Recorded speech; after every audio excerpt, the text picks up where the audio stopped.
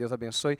Ela é a mãe do Gustavo, que infelizmente faleceu de Covid, ficou 2 meses internado, mora em Mogi Mirim e está aqui conosco nos visitando. Não é a primeira, já tem várias visitas dela aqui em nosso meio. Que Deus conforte o seu coração e abençoe a sua vida, irmã Dona Célia Esther. Tá bom, querida?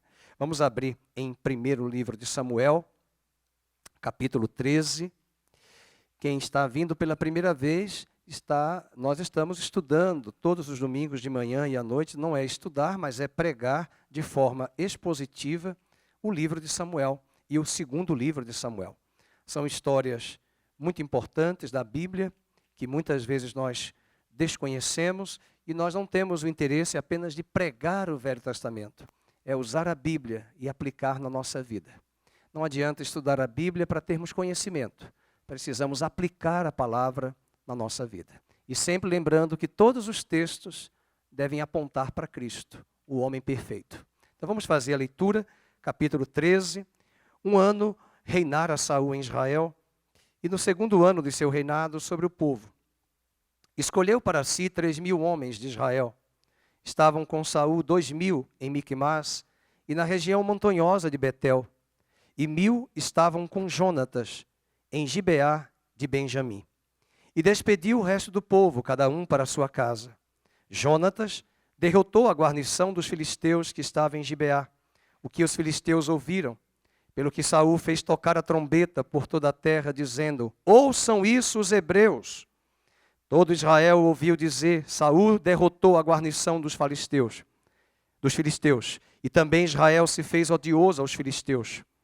Então o povo foi convocado para junto de Saul, em Gilgal.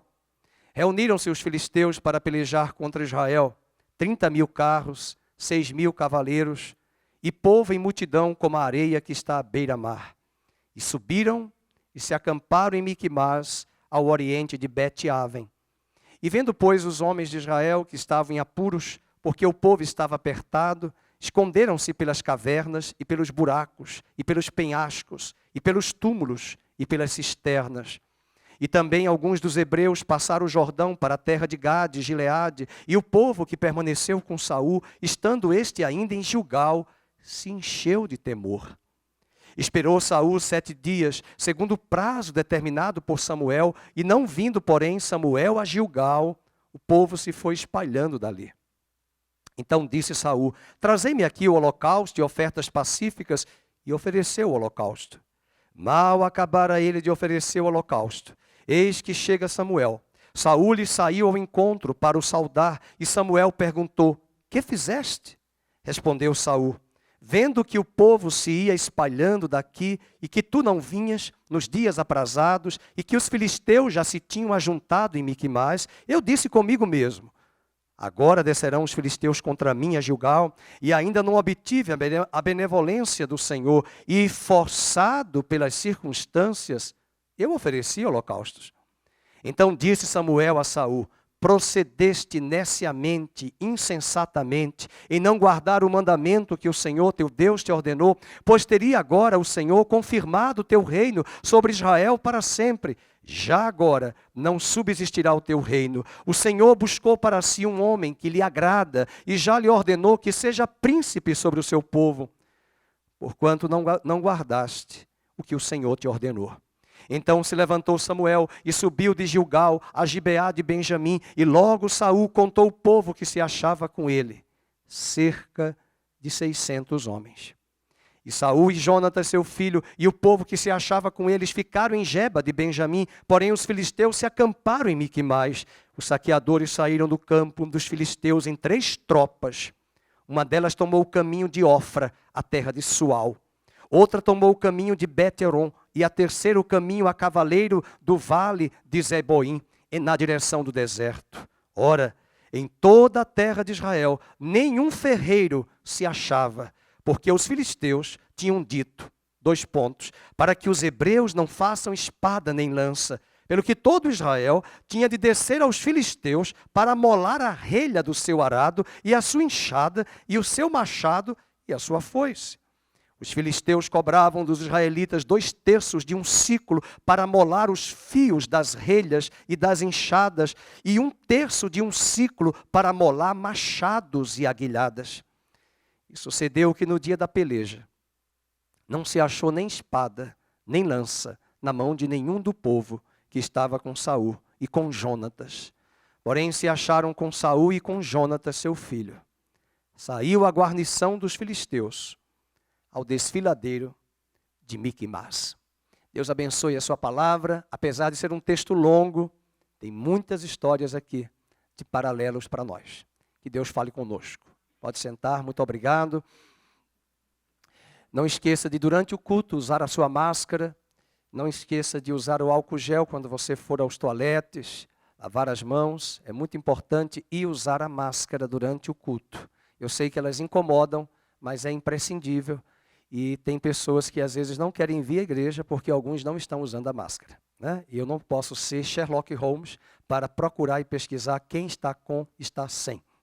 Mas eu entendo que as máscaras, elas nos incomodam, são desagradáveis, mas elas são importantes para a nossa proteção, tá bom? Espero que não venha mais essa loucura que agora disseram que 2 máscaras é o melhor. Daqui a pouco são 3, 4, 5. Né? Então são também narrativas que nós precisamos pedir a Deus discernimento. Mas elas são importantes na medida que nós falamos e nós nos expressamos e até espirramos.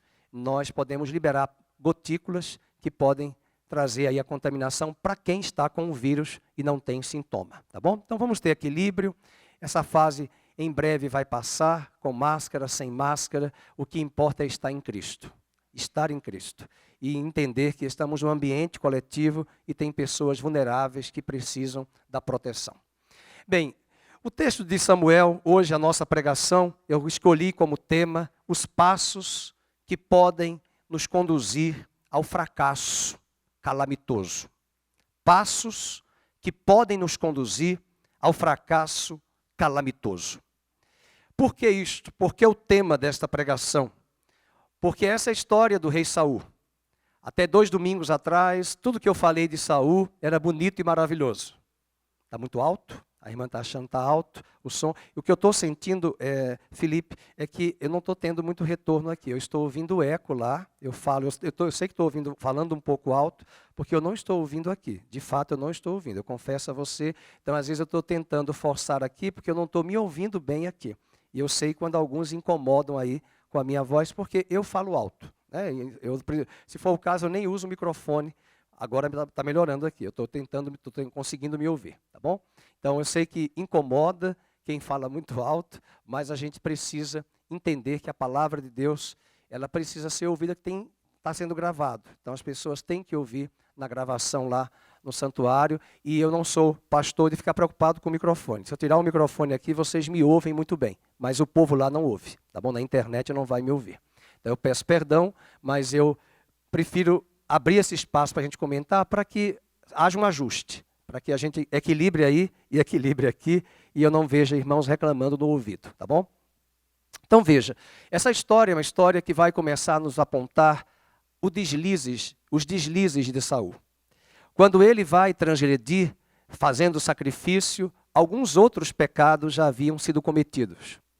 E a queda de Saul, a transgressão de Saul, também pode ser a nossa, se nós não vigiarmos. E o grande desafio desse capítulo é também mostrar para nós, no final da pregação, que uma grande consequência dessa escolha do governo e da autoridade de Saul é um exército, eu vou usar uma palavra bem nordestina, capenga.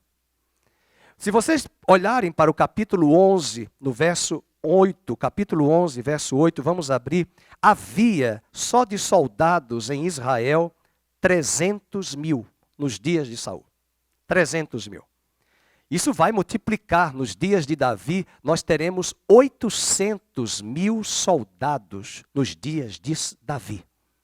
Mas nos dias de Saul é um grande número, 300.000, e só dos homens de Judá, 30.000 soldados. Então, se você fizer as contas aí, 300.000. Agora, veja o que ele vai fazer. O grande desafio de nós aqui nessa pregação não é apenas chamar a atenção daqueles que nos governam. Triste é a nação, triste é o Estado e triste é a cidade que tem autoridades que não sabem governar. Que tem autoridades que fazem do Palácio do Planalto, do Palácio do Governo do Estadual, da Prefeitura, um quintal da sua casa. E quando estes homens estão no governo, no poder, e eles não se submetem à autoridade do alto, de onde vem toda a autoridade, aqui embaixo será estrago.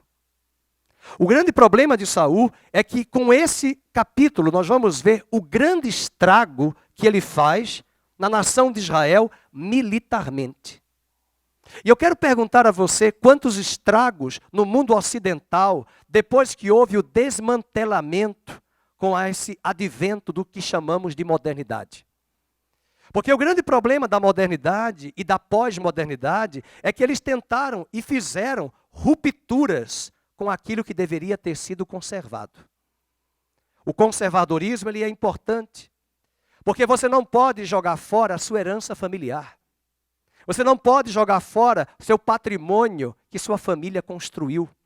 Valores. Durante 15 séculos, desde o nascimento de Cristo, o mundo ocidental conservou muita coisa boa. Aquilo que não era bom, vamos mudar. Mas a história vai nos mostrar que o advento da Revolução Francesa, e essa palavrinha tão famosa, revolução, está por trás algo muito perigoso, que na Revolução nós derrubamos por terra tudo que ficou construído até aqui. Essa é a linha daqueles que têm como premissa e ideologia o conceito de que precisamos revolucionar. Cuidado com esse perigo. Por trás da Revolução, até mesmo na Revolução Francesa, é bom você estudar o que veio posteriormente ao grito da Revolução. Tragédia, morticínio, caos. Aquilo que eles achavam que iam mudar o mundo, veio também o caos. Eu sou da linha de que o que pode ser mudado, aquilo que pode ser colocado e trazer o novo para o mundo que nós estamos vivendo, vamos trazer. Mas nós não podemos abrir mão do que deu certo até aqui. Esse é o grande perigo. E Saul, ele vai começar aos poucos desmantelar, talvez no seu orgulho. Ele deveria ter mantido aqui os 300 mil soldados. Vocês estão sentados? Ele vai trazer só de soldados com ele para o exército 3 mil. Deixou todos os soldados stand-by, na reserva. E veja o capítulo 13, verso 1. Escolheu para si 3 mil homens de Israel. Estavam com Saul 2 mil em Miquimais. E ele deixou 1.000 daqueles 3 mil com Jonatas, o seu filho. E ele colocou na reserva. E o restante, diz o verso 2, e despediu, vamos ler? O resto do povo, cada um para a sua casa. Escuta, como é que você vai despedir o resto dos soldados se os filisteus estão armados, só de carros? Vocês estão sentados? Não desmaiem não. Dá uma olhadinha, a tropa de exército dos filisteus. Verso 5. Reuniram-se os filisteus para pelejar contra Israel. Você vai desmaiar, porque tem 30 mil carros. Alô? Dá um silêncio no auditório. 30 mil carros. Estou ouvindo, pastor. 30 mil carros. 6 mil cavaleiros. É o dobro. E o povo em multidão como a areia que está à beira-mar. Meus irmãos, o exército de Israel vai se esconder nas cavernas e nos buracos de medo. Qualquer semelhança aí com o mundo contemporâneo. O medo. Que rei é esse que os filisteus inimigos estão ali? Ele não poderia ser insensato, leviano. Nos dias de Juízes, Deus já tinha dito para destruir os filisteus e os cananeus, porque a terra de Canaã, Deus deu a Israel. Que rei é esse? Isso tem nome. E um dos grandes passos que pode nos conduzir ao fracasso calamitoso na nossa vida e na vida de Saul, o orgulho. Qual a razão que ele fez, que levou ele a dizer, eu não quero os 300 mil, eu só quero 3 mil. E vocês vão desmaiar mais ainda. De 3 mil, só ficaram 600. Volta lá para o capítulo de número 13, versículo de número 15. Por isso nós temos que ler a Bíblia. Então se levantou Samuel e subiu de Gilgal a Gibeá de Benjamim, e logo Saul contou o povo que se achava com ele. Quantos? Vamos, irmãos, quantos? 600, de 3.000 para 600. E por que houve essa baixa? Medo. O medo nos paralisa. O exército dos filisteus está armado. O exército dos filisteus tem 30.000 carros. Carro, por favor, não é Volkswagen, Peugeot, nada disso. Não tem esses carros. Os carros aí são os carros que a gente, quando viaja lá no Egito, vai no museu de Cairo, você vai ver o carro de Tutankhamon, que foi achado. Os carros com aquelas duas rodas, banhadas de ouro. E ele coloca ali a mão, as armas, as guerras, está lá no Museu do Cairo. Eram esses carros. Não eram esses carros motorizados que nós temos no mundo moderno aí, no século 20 e 21. Mas eram carros para ir para a guerra. E Israel está indo como para a guerra com, sei lá, um canivete. E os filisteus com a bomba atômica. E diz o versículo de número 6, olha só, vendo, pois, os homens de Israel que estavam em apuros, porque o povo estava apertado, esconderam-se pelas cavernas e pelos buracos e pelos penhascos e pelos túmulos e pelas cisternas. Os soldados de Israel estavam amedrontados, o que estava faltando era liderança e pulso de homens valorosos. Está acontecendo no mundo ocidental, está faltando homem com H nas famílias. Está faltando homem que acorde cedo, que trabalhe, que ponha ordem na sua casa. Não precisa gritar, mas que estabeleça e tome as rédeas. E coloque limites, e coloque regras. E essa referência da figura masculina foi desmantelada ao longo dos últimos séculos. E uma família que veio de sistema patriarcal, e eu não estou falando que eu sou contra mulher trabalhar, mulher deve trabalhar. Hoje a mulher sustenta a casa, mas Deus colocou papéis diferentes dentro de uma casa para homem e para mulher. E ambos trabalham. Esse desmantelamento dos papéis, esse desmantelamento das referências está provocando uma verdadeira aberração no comportamento sexual nos jovens e adolescentes. Eu não assisto, mas é só você ler no jornal, que eu leio todos os dias, não assisto nada de TV. Eu tenho agora só assistido, Panflix, Jovem Pan, é o que eu dou para assistir quando eu posso. E jornal eu leio e eu sei de tudo o que acontece no BBB 21. Porque esse desmantelamento, porque esses papéis invertidos, está aqui o problema, homens que não se posicionam. O grande desafio dessa mensagem é você ver que a consequência desse desastre de Saul, por falta de pulso, de rédeas, de liderança, também é o desastre que está acontecendo no mundo contemporâneo, no Brasil e nas nações. Vai lá na tribo indígena, veja se tem problemas de aberrações na área de comportamento, porque você tem padrão de família. Embora eles tenham os comportamentos de ter várias mulheres, você tem no islamismo, você tem no judaísmo ortodoxo, você não vê essas aberrações. A sociedade que nós chamamos de moderna, pós-moderna ou moderna tardia, seja lá o que for, não vai chegar a lugar nenhum. Nada mais é do desmantelamento dos valores. E esse desmantelamento vai exacerbar a igreja até a vinda de Cristo, mas Deus terá um remanescente fiel, um povo que andará segundo os ditames da lei de Deus. Esses homens estão nos buracos, esses homens estão nos penhascos. Veja o versículo 6, eles se esconderam até nos túmulos dos mortos. E há muitos homens escondidos atrás das mulheres. Há muitos homens que não tomam as rédeas, que não tomam a posição, e o desastre dos casamentos e os divórcios acontecendo, porque esses homens não tomam o papel. E o papel do homem não é só trabalhar e trazer o sustento, é pôr a casa em ordem. Pergunte aqui às mães que são mães que ficam com os filhos, o quanto elas labutam para dar ordem aos filhos. Porque elas muitas vezes não têm impulso não. Porque mãe tem aquilo que Deus tem, misericórdia. Tem compaixão. Mas ninguém vive só de compaixão. A criança que só recebe sim, sim, sim, que não recebe o não, é um desastre. Imaginemos agora quantas mães solteiras. E por favor, eu não tenho visão de que mães solteiras vão trazer distorções, não. Tem mães solteiras que conseguem educar os seus filhos muito bem, mesmo sem ausência da figura paterna. Mas Deus não criou esse modelo. O modelo de Deus é o pai, é a mãe, é o homem, é a mulher, e com papéis diferentes. E mesmo no mundo contemporâneo, o homem e mulher trabalhando, eles têm papéis diferentes e tarefas diferentes dentro da sua casa. Então não tem óleo de Israel, não tem oração ungida, não tem pastor ungido que vai resolver colocando a mão na cabeça desses homens. Esses homens precisam se posicionar. Colocar a casa em ordem.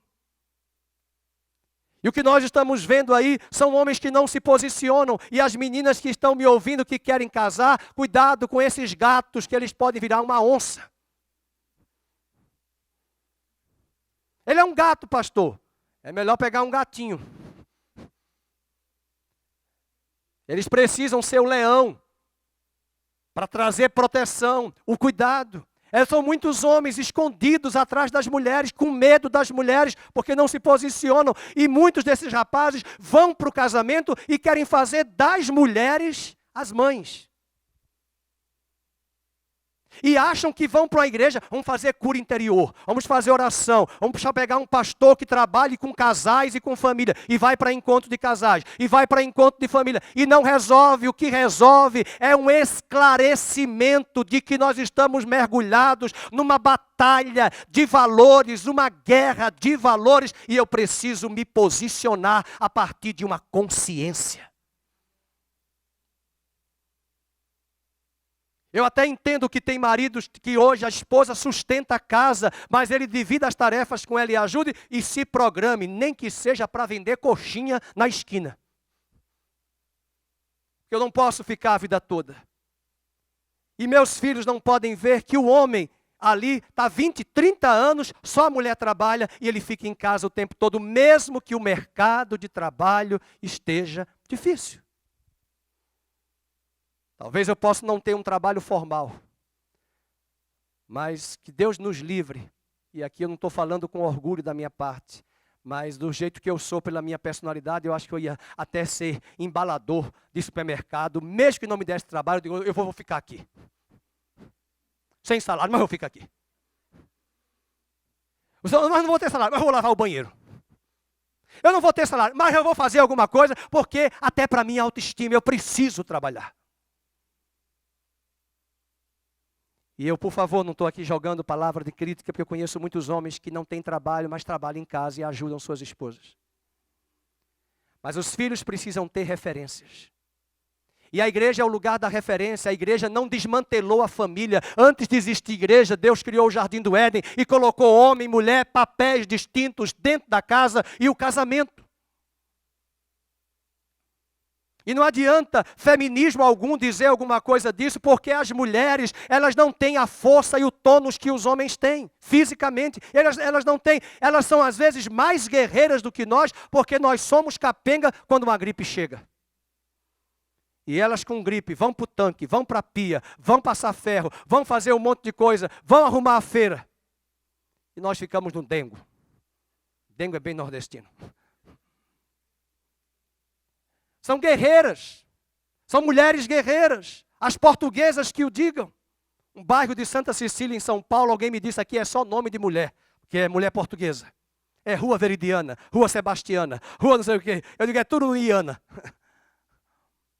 Essa é uma crise, meus queridos, esse é um homem que começa pelo orgulho, e a Bíblia diz em Provérbios que o orgulho precede a queda. Cuidado com o orgulho. Do que adianta você ser um pavão, um peru dentro de casa, um galo cantando e as coisas não são colocadas em ordem. Não porque eu sou o macho, eu sou o homem. Pode parar com isso, não adianta dizer isso. É preciso ter prática. Não precisa gritar, não precisa dar ordem. Acorde cedo, trabalhe, ajude a esposa, ela fez as unhas, lave a louça. Não, eu sou homem, eu sou macho. Não, Não, não é isso. Isso não é o padrão da palavra de Deus. Não é isso que a Bíblia está dizendo.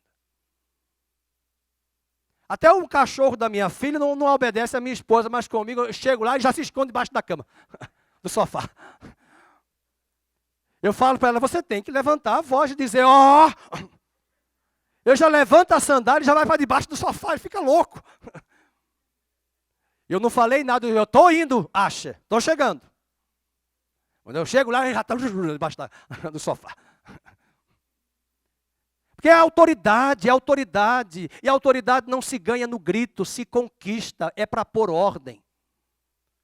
Porque senão as crianças vão querer sempre brincar. Elas vão querer sempre, vão brincar, mas agora não é hora de brincar. É hora de ajudar a mãe a lavar a louça, limpar o fogão. Agora é hora de aula de matemática, agora é aula de inglês, agora é aula de química. Ah, mas eu não gosto mais, vai estudar. Para aprender a ler fórmula de remédio, para não ficar falando que ex-presidente do Brasil, o presidenta, falava lá sódio e dizia Na, porque não sabia que era cloreto de sódio. Absurdo. Isso mostra o despreparo de uma nação, de uma família, né, de famílias que estão preparando pessoas que não vão ter preparo. Não vão ter preparo para as demandas do mundo contemporâneo. E há muita gente na igreja que pensa que vai ter uma unção santa, um óleo derramado, um palestrante específico nessa área. Não adianta, é muito simples. Oração, ler Bíblia, estudar, quebrantamento, rendição. É por isso que Deus amou a Davi. Ele não era perfeito, mas ele se moldava quando Deus o disciplinava. E se posicionava. O orgulho dele é tão grande como muitos homens de hoje. Nós estamos vendo isso no Brasil, governadores e prefeitos. A vacina chegou. Escuta, você é governador de um estado e coloca o outdoor em Mato Grosso.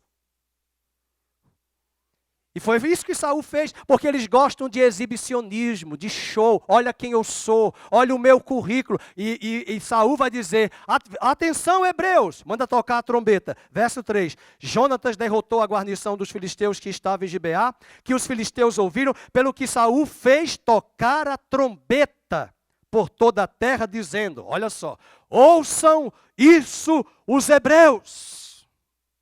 Ele nem diz os israelitas. Quanta pompa, hein? Quanta falácia, quanto show. Ouçam os hebreus, ouçam os hebreus. Aí ele diz, porque ele iria dizer, atenção, nós vamos enfrentar os filisteus. Só que os exércitos de Saul são 3.000. Quando eles olham para aquele bando dos filisteus, vão se esconder nas cavernas. Sabe o que é isso? É muita fala, pouco conteúdo. É muita ostentação, marketing, publicidade, pouca essência e conteúdo. É muito discurso e pouca ética. E diz o texto no versículo 4, e todo Israel ouviu dizer, Saul derrotou a guarnição dos filisteus. Não foi bem isso. Foi Jonatas que derrotou a guarnição. Vocês leram o versículo 3? O que é que está se ouvindo dizer? Saul derrotou a guarnição dos filisteus. Saul derrotou. Tudo bem que Jonatas é filho de Saul. Mas não foi Saul. Foi Jonatas. É pegar a carona e a glória do vácuo do outro. É não reconhecer que foi o outro que fez. Que você não chegou primeiro. Alguém chegou antes de você. E diz o versículo que todo Israel ouviu dizer, porque ele mandou abrir o outdoor, né? E a trombeta, naquela época era trombeta, hoje era emissoras de TV famosas. Interessante que hoje eu nem assisto mais TV judiciário, porque quando eles sabem lá que está ao vivo, aí eles usam o juridiquê. Aí fica falando lá 3 horas para dar um voto de 2 segundos. E ninguém entendeu nada. Foi para tudo que é repertório e não entendeu, porque é vaidade, é show, é exibicionismo, é orgulho. E aqui eu falo para as meninas, cuidado com aquele rapaz sarado, barriga tanquinho. O cérebro dele está bem ralado? as mãos e os pés estão bem raladinhos. O que é que vai fazer com esse tanquinho? Quando ele estiver velhinho, não vai ficar tão tanquinho. Não vai ficar tão sarado. Você vai encontrar pessoas que têm um cérebro genioso. E genial, né? Genial. E você vai ver literalmente ali, muitas vezes, um relaxamento no corpo. Mas é alguém que trabalha com a mente, com os neurônios. Alguém que pensa. E nada contra fazer exercícios. Devemos cuidar da saúde. Mas ninguém pode viver para sustentar uma família vivendo 4 horas de academia por dia. E bom seria que ficasse 4 horas na academia e 4 horas ralando os neurônios em casa, lendo e estudando. O outro pecado de Saul é que ele vai trabalhar a incredulidade, a impaciência. E esse é um pecado que pode nos derrubar, a nossa incredulidade, a nossa impaciência. As tropas filisteias estavam reunidas em Miquimás, que dista 30 quilômetros de Gilgal. E era evidente que o exército de Saul era uma minoria. E esse exército começa a se esconder. Só que no versículo de Números 8, nós vamos ler, esperou Saul quantos dias? 7 dias. Vai comigo para o capítulo 10, verso 8. Vamos ler, 10, 8. Olha o que Samuel falou para ele 1 ano antes. E tu, porém, descerás adiante de mim a Gilgal, e eis que eu descerei a ti para sacrificar o holocausto. Samuel é sacerdote. Samuel é juiz. Samuel é profeta. Saul é rei. Cada um no seu quadrado. Aguarde-me, eu vou chegar, eu descerei para sacrificar o holocausto e para apresentar ofertas pacíficas. 7 dias esperarás até que eu venha ter contigo e te declare o que hás de fazer. Quantos dias vai esperar? 7 dias. Irmãos, foi questão de minutos. E nós podemos perder muita coisa na nossa vida pela nossa impaciência e incredulidade. Quando Saul vai cair, ele já tinha quebrado, galgado o degrau do orgulho para o caminho das trevas, galgado um outro degrau, impaciência e incredulidade. E volta para o capítulo 13, verso 8, ele diz, ele esperou 7 dias, segundo o prazo determinado por Samuel, sim, mas o sol não se pôs ainda.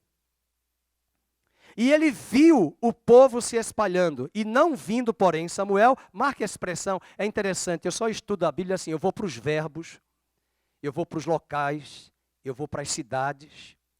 E esse texto diz várias vezes, e não vindo, e não vendo, e não vendo. Sabe o que é isso? Que nós ficamos muito pautados naquilo que vemos.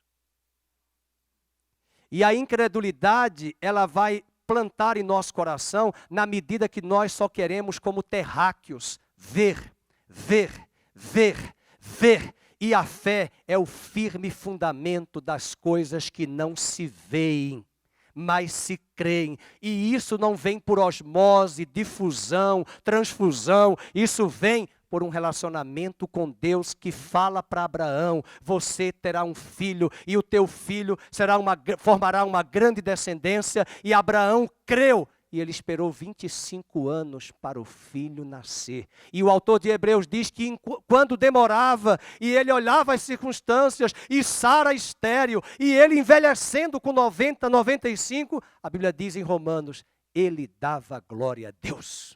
Enquanto a promessa não chegava, glória a Deus. Enquanto a promessa não chegava, glória a Deus. Ele não ficou impaciente. Ele não ficou incrédulo. A própria Sara, sua esposa, de tanto olhar a velhice, os órgãos, os óvulos, os ovários, o útero. Eu estou velha, deita com a minha serva Agar. Ela estava só olhando as circunstâncias. E o problema de Saul é esse, ele só olha o natural, E a igreja precisa entender que Deus está acima da pandemia, acima de Covid, acima de todas essas situações. Elas são reais, elas existem. Nós não somos negacionistas, mas Deus está sentado no trono. Há um Deus sentado no trono que governa e reina todas as coisas pela palavra do seu poder.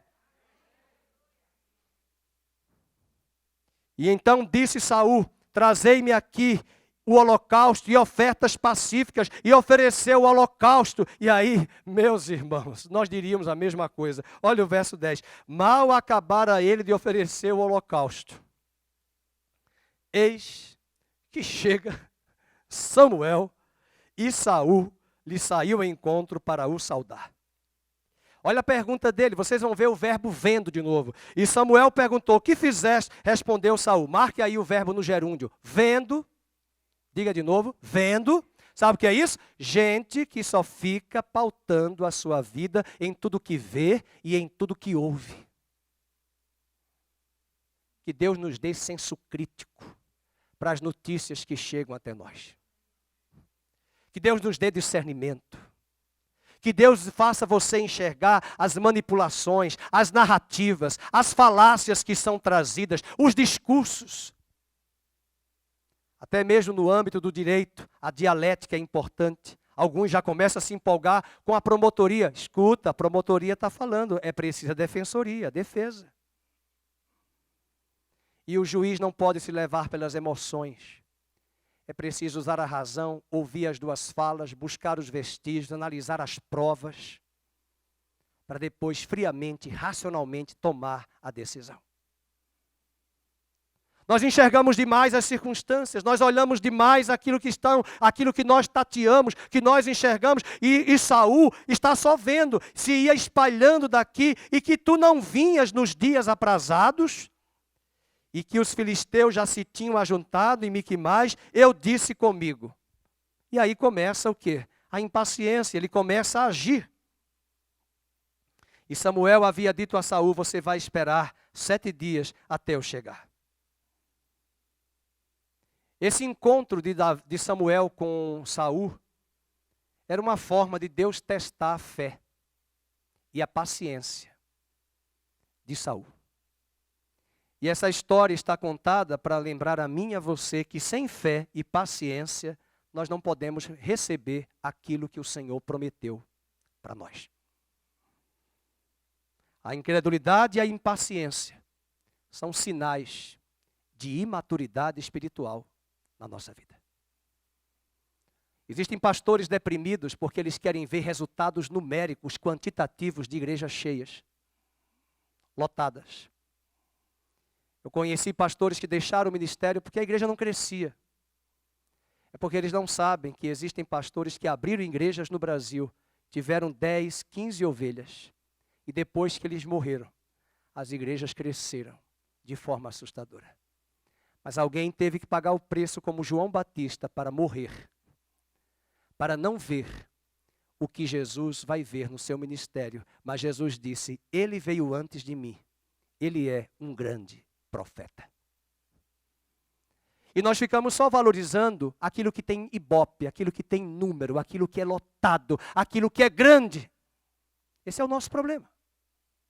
E nós não conseguimos enxergar que tem igrejas pequenas, lugares modestos, onde a glória de Deus está tão presente, e em tantos lugares tão lindos, a glória de Deus não está.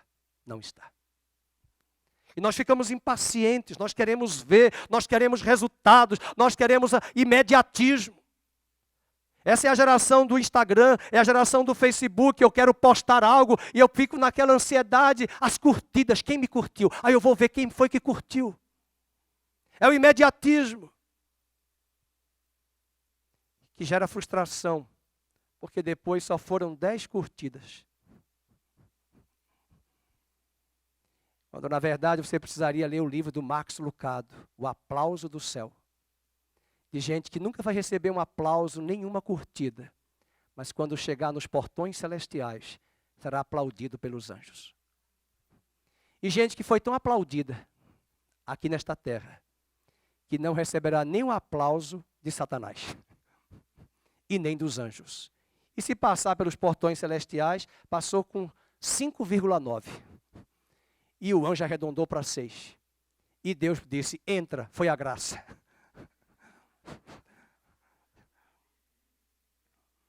É assim. Porque nós buscamos as curtidas. Nós buscamos as curtidas. Nós queremos ibope, nós queremos resultados, holofotes. As pessoas não conseguem entender, existem preletores que eu admiro aí fora, que são ateus, professores que foram meus professores da Unicamp, gente famosa que deixou a área da licenciatura e hoje é palestrante de grandes redes de notícia. Eu não vou citar o nome para não dar ibope.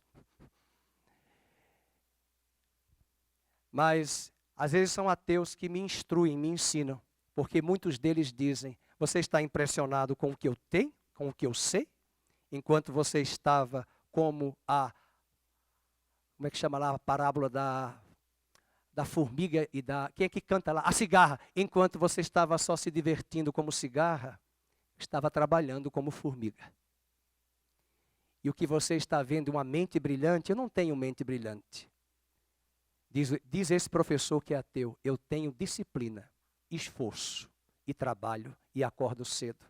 E tenho horas e horas. E ainda assim, continuo fazendo a mesma coisa. E são ateus. Para mostrar que eles têm disciplina. Que as coisas não vêm do alto. Nós recebemos o poder do alto. Mas até Deus trabalha na terra com a atuação do homem em parceria. Você quer? Deus quer? Tudo bem. Deus quer? Você não quer? Ele não pode fazer. Deus não vai arrastar um saco de pedras. Deus precisa da parceria humana. Então, a incredulidade é isso. Uma coisa é conquistar a vitória comandando um exército de mais de 30 mil homens. E outra, bem diferente, é lutar com 600 homens. E é nesse momento que a fé entra em cena. Porque eu paro de confiar no que eu tenho. Ele tinha 300 mil, agora ele tem 3 mil e só está com 600. Veja o versículo de número 15. Só tem cerca de 600 homens. Por quê? Onde é que estão esses homens? Nos buracos, nas cavernas, atrás das mulheres, com medo, amedrontados. E se Saul tivesse esperado um pouquinho, nada de grave teria acontecido, mas a sua impaciência lhe custou muito caro. O terceiro nível que Saul vai cair, vamos lembrar, o primeiro foi o orgulho, o segundo a incredulidade, a impaciência, o terceiro a dissimulação. Ele era um dissimulado. Tenho orado muito até por alguns jornalistas, porque alguns têm sido maravilhosos para confrontar o pecado e o cinismo de muitos. E alguns nem são cristãos, são ateus. E o Senhor usa esta labareda de fogo. Usa para confrontar o cinismo no meio de tantas máscaras nessa pandemia, não as físicas, mas as máscaras espirituais. Nós estamos vendo aí os grupos dos que ficam em casa. Ontem eu quis quebrar a televisão, quando eu não vou de quebrar, não sou bipolar, mas eu olhei assim de raiva. De ver cantores famosos que até crentes seguem e disseram no ano passado, fique em casa, e eles fizeram shows ao vivo com pessoas lotando o auditório e foram eles que disseram, fique em casa, e eles estavam sem máscara cantando porque eles vão receber din-din. E um din-din que nós não recebemos. Só um ganhou ontem lá de Recife 200 mil reais para cantar. O prefeito pagou. E são esses que estão dizendo, fique em casa, mas na verdade eles estão usando as máscaras da dissimulação. E o pior, crentes, seguidores desses cantores, curtindo. Então você não é convertido. Eu não vou citar nome porque eu não vou dar ibope. Podia até dizer o apelido de um deles, mas não vou dizer. Minha boca vai ficar fechada.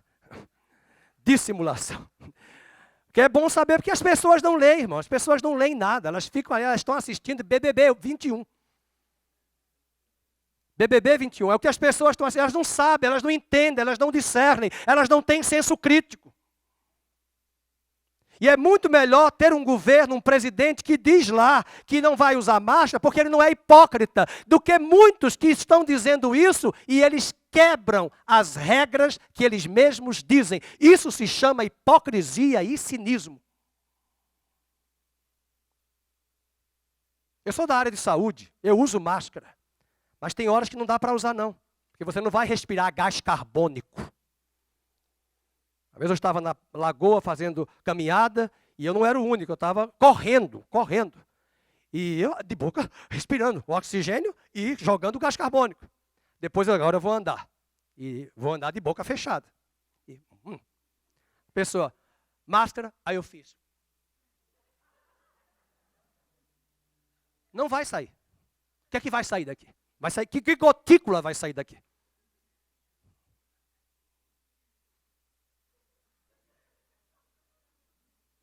Para um doido e meio, irmão. Não, fica à vontade. Assim, aí eu falei, não, eu acabei de correr, estava correndo agora, estou andando. Tudo bem. Agora, se eu estivesse conversando, eu tenho que colocar a máscara. São coisas que as pessoas não pensam.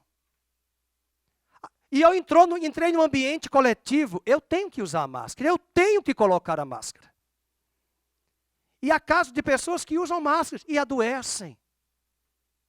Porque não é só a máscara, é a mão. Adolescentes, pega o celular, põe a mão no olho, coça o olho, põe a mão na boca. Já passou o vírus.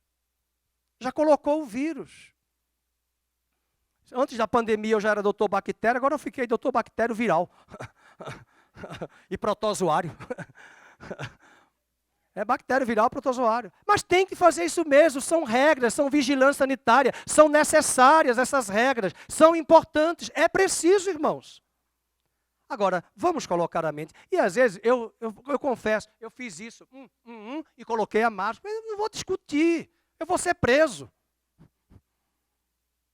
Os traficantes estão soltos, mas eu vou ser preso, arrastado, como muitos foram arrastados. Mas nós estamos vivendo isso, nós estamos perdendo liberdades, direitos individuais em detrimento dos coletivos, mas os coletivos são importantes porque preservam os indivíduos. Mas nós temos tantas narrativas, nós temos tantas falas, e se nós não tivermos senso crítico, nós vamos fazer com que muitos dos gregos fizeram, ficaram no senso comum e não migraram para o senso crítico, filosófico. E o grande desafio da filosofia é tirar a humanidade do senso comum e ir para o senso crítico, filosófico. Não é abraçar uma narrativa. A dissimulação dele foi tão grande que no versículo 11, Samuel perguntou: "O que fizeste?" Respondeu Saul: "Vendo que o povo se ia espalhando daqui e que tu não vinhas nos dias aprazados." E ele fala com Samuel, como se nada tivesse acontecido, um dissimulado, porque ele já sabia que era para ter esperado os 7 dias. Essa é a primeira atitude dissimulada, quando ele está enganando a si mesmo. O segundo momento, a segunda mentira dele, é que ele vai culpar Samuel e os soldados. Veja o versículo de número 11, ele diz, versículo de número 11, Samuel perguntou: "O que fizeste?" Respondeu Saul: "Vendo que o povo se ia espalhando daqui e que tu não vinhas." Em outras palavras, o Senhor demorou. E ele ainda vai culpar o povo, e que os filisteus já se tinham ajuntado em Miquimais, e diz o versículo de número 12, a última frase: "E forçado," vamos ler, "pelas circunstâncias, eu ofereci holocausto." Então ele culpa o povo, e ele culpa Samuel. Qualquer coincidência lá com o jardim do Éden, foi a mulher que tu me deste. A mulher olha para a serpente diz: "Não tem ninguém, é comigo." Foi a mulher, foi a serpente. Quem é mais? Davi, quando foi confrontado, ele disse: "Eu pequei." E aqui está um grande problema de um líder quando não reconhece. Líderes, governantes e cristãos. E eu me incluo. E diz o texto que ele vai para uma terceira mentira. Ele diz que ele precisou obrigar-se a oferecer sacrifício. Verso 12, e disse comigo mesmo, agora descerão os filisteus contra mim a Gilgal, e ainda não obtive a benevolência do Senhor. Oh, que espiritualidade! E forçado pelas circunstâncias, eu ofereci holocaustos, mas você não era para oferecer holocaustos, porque você não é sacerdote, você é o rei.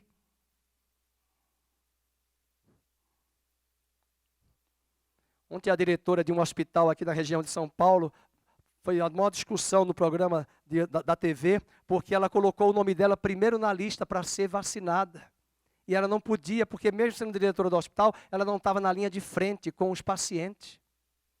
E o jornalista confrontaram, disse, não, mas eu que fiz, eu fiz com a outra médica, a lista de quem ia se vacinar primeiro. Aí eu coloquei o meu nome primeiro. Ai, que lindo. Mas não pode, é um protocolo, é público, aqui não é o quintal da sua casa.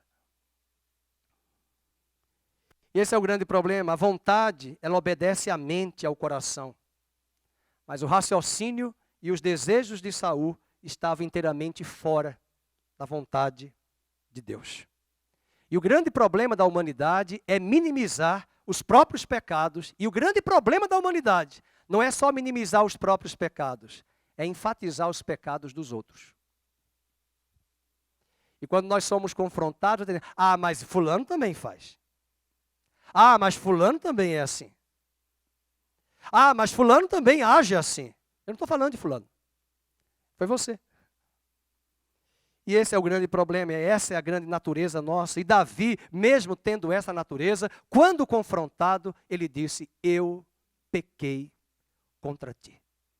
A irmã Luz leu para nós na abertura do culto o Salmo 51, propositalmente. Eu pequei contra ti. Em nenhum momento Saul diz isso.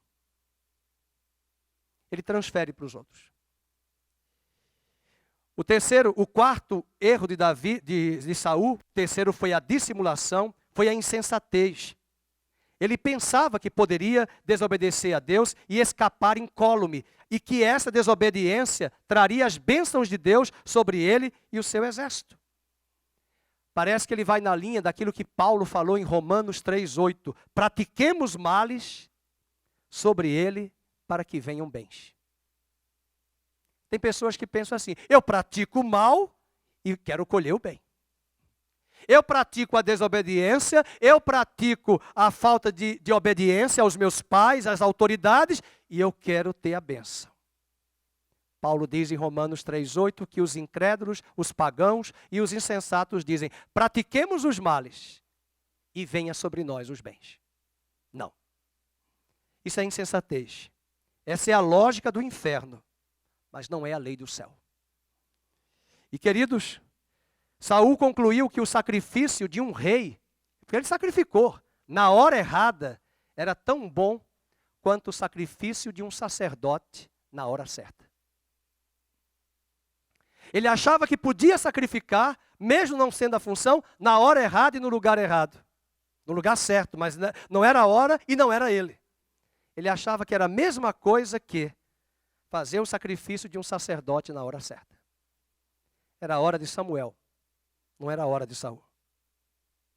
E o grande pecado de Saul é que custou a ele a dinastia, e o seu pecado que vai envolver lá os amalequitas no capítulo 16, vai custar a ele o reino.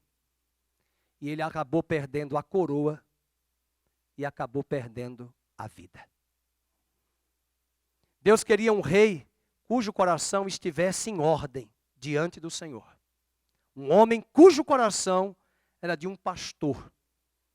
E ele encontrou esse coração e essa disposição em Davi. Mas eu comentei que esse desastre de Saul é o desastre do mundo ocidental de homens que não têm referência. Eu queria dizer a você que você não pode se esconder, e eu também, no discurso, eu não tive referência. Meu pai não foi uma referência. Eu perdi meu pai cedo. Eu quero dizer uma coisa, quando você chegou a Cristo, você foi adotado na família de Deus, e Deus passou a ser o seu pai, e Ele é a nossa referência. Há famílias que chegaram desastradas, impactadas pela falta de referência lá fora, mas encontraram na igreja famílias que são referência, homens que são referências, mulheres que são referências. E nas cartas pastorais de Paulo a Timóteo, ele vai ensinar à igreja que as mais velhas sejam exemplo para as mais novas. Que os mais velhos sejam exemplos para os mais jovens que não têm referência. Que as mulheres sejam boas donas de casa, mulheres trabalhadoras, mulheres idôneas, para que ensine as mais novas a não ficarem de casa em casa fofocando. Hoje, vou criar um verbo, instagrando. Hoje tudo inventa verbo, né? Agora é deletar, resetar, instangrar. Não existe. Hoje é isso. A gente perde tempo com tanta coisa banal e nós temos que ser referência para essas mulheres, para esses rapazes, que em breve vão constituir famílias e precisam encontrar na igreja referência. Eu vou finalizar rapidamente trazendo a consequência de uma liderança em nossas vidas de homens como Saul. Por favor, eu não quero ver isso nesse rebanho e nem no rebanho de Cristo. Eu não quero ver, porque isso vai dar dor de cabeça para nós pastores. Essa semana foi uma semana difícil, lidando com casos de pessoas que vieram nos procurar e eu tive que dizer, olha, esse é um assunto que não tem uma reza forte que resolve. Leva tempo, muito tempo. Leva renúncia, sua e minha.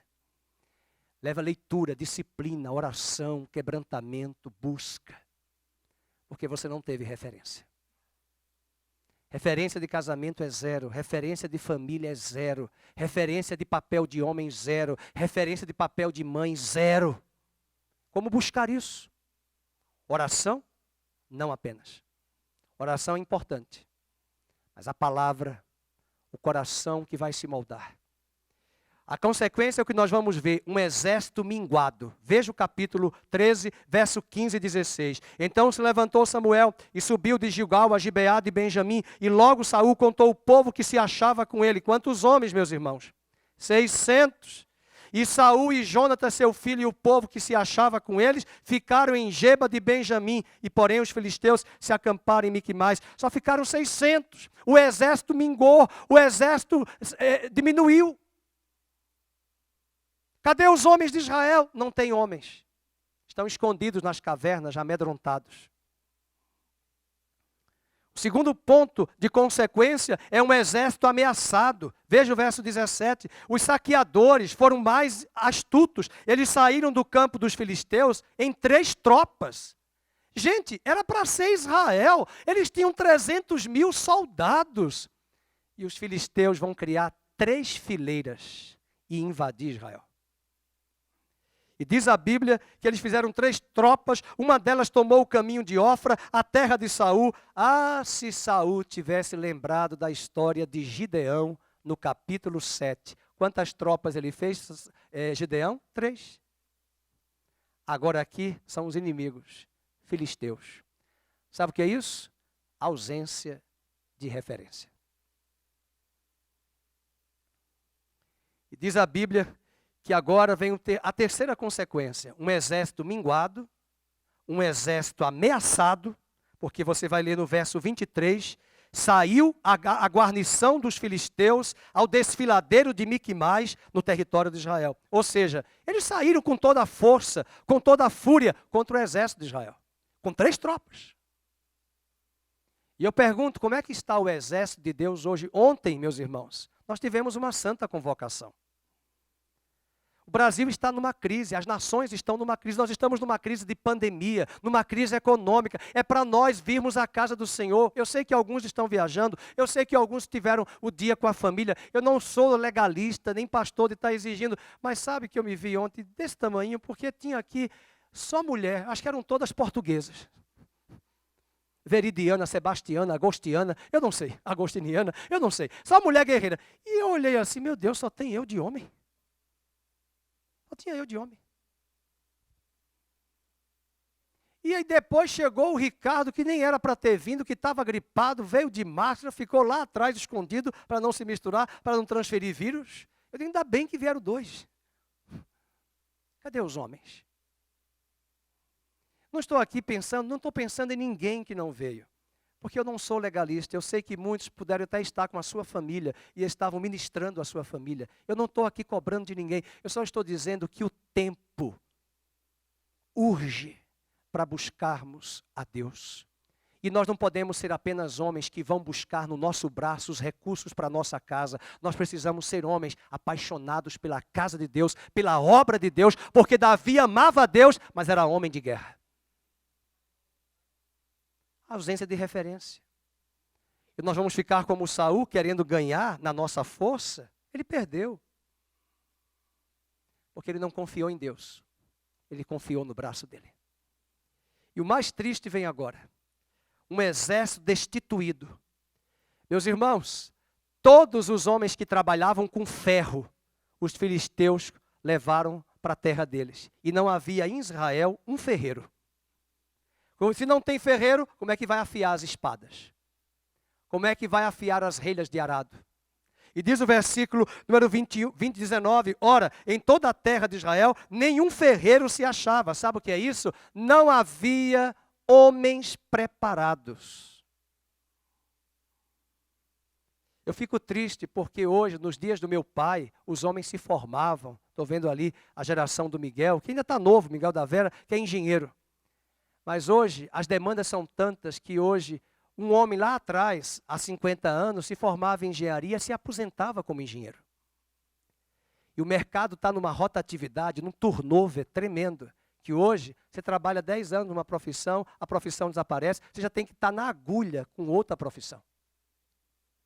Com outra especialização, porque as demandas são muitas e esse homem precisa estar antenado, qualificado e preparado para pelo menos ter uma previdência para receber lá na frente.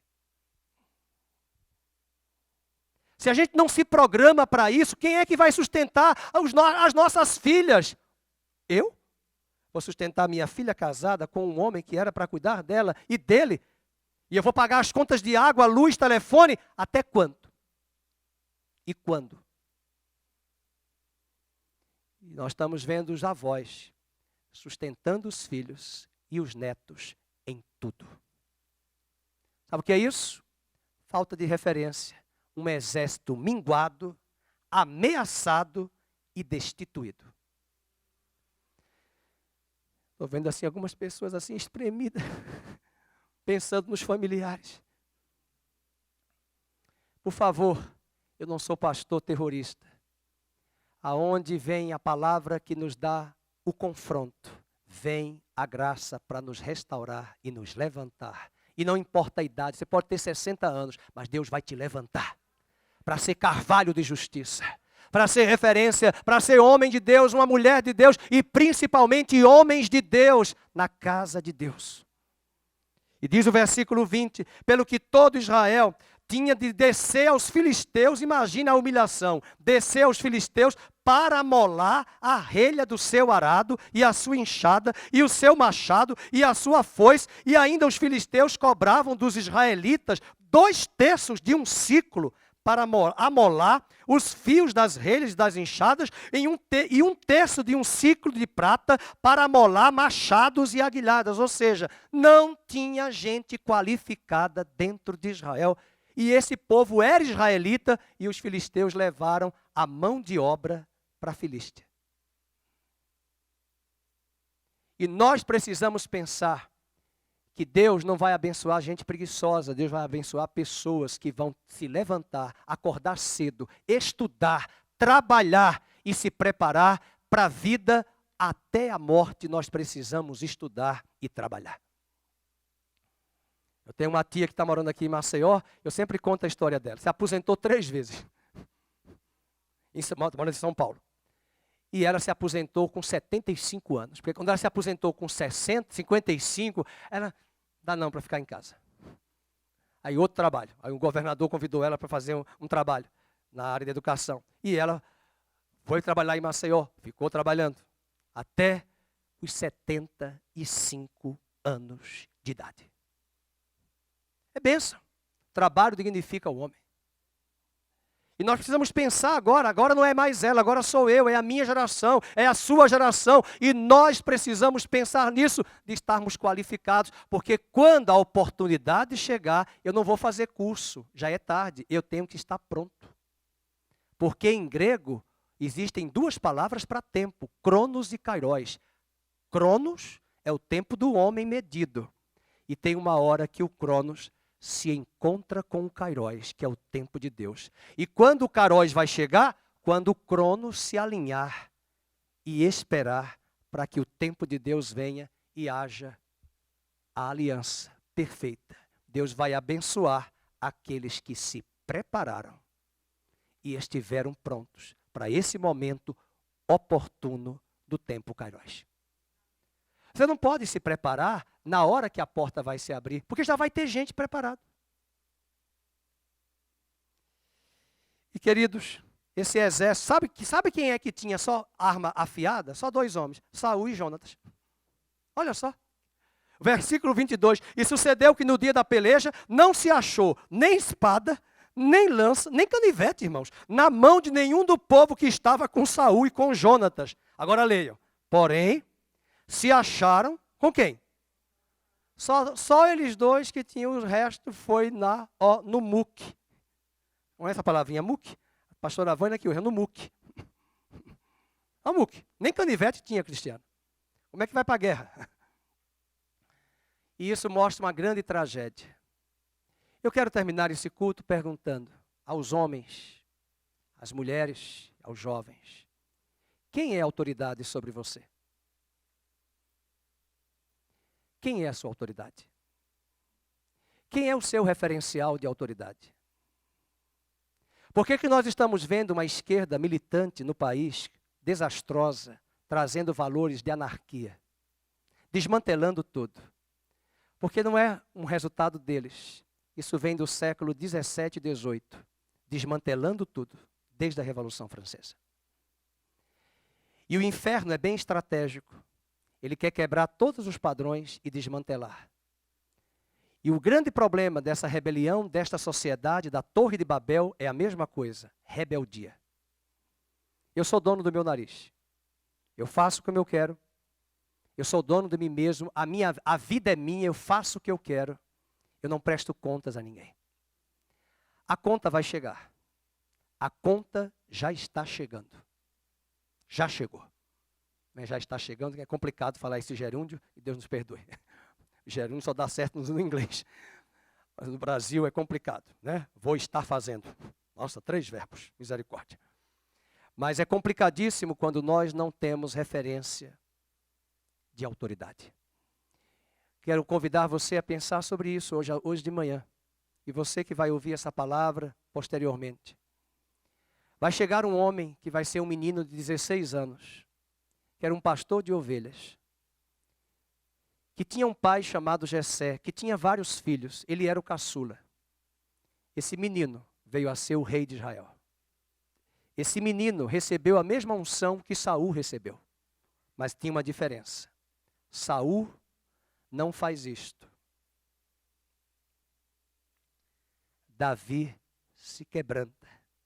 E mesmo quando erra moralmente mais do que Saul, ele mata, ele manda matar, ele adultera, mas quando Deus o disciplina, ele se submete à autoridade de Deus. Deus deu a ele um grande exército.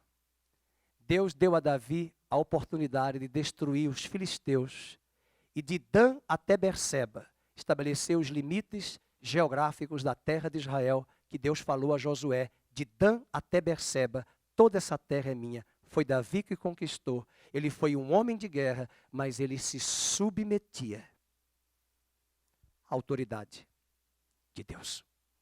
Eu achei a Davi. E o que mais me encanta em Davi é que ele era um adorador. Ele amava a Deus. Mas ele não era um adorador do século 21, que só canta e louva, mas não trabalha, não se submete, não se quebranta, não reconhece seus erros.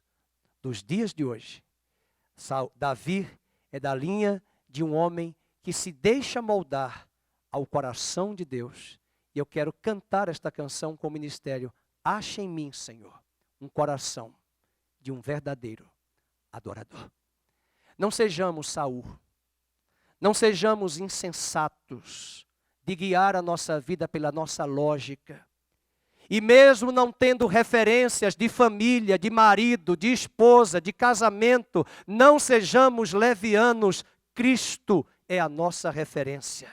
Deus Pai é a nossa referência e Cristo se relacionava com o Pai para mostrar que como filho nós prestamos contas àquele que é a nossa autoridade.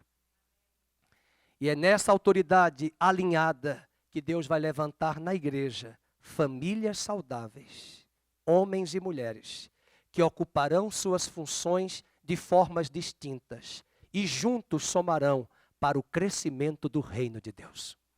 10 minutos a mais, ninguém vai perder o almoço, mas dá para a gente sair daqui aprendendo que não tem mágica, tem uma lógica de obediência e submissão à autoridade.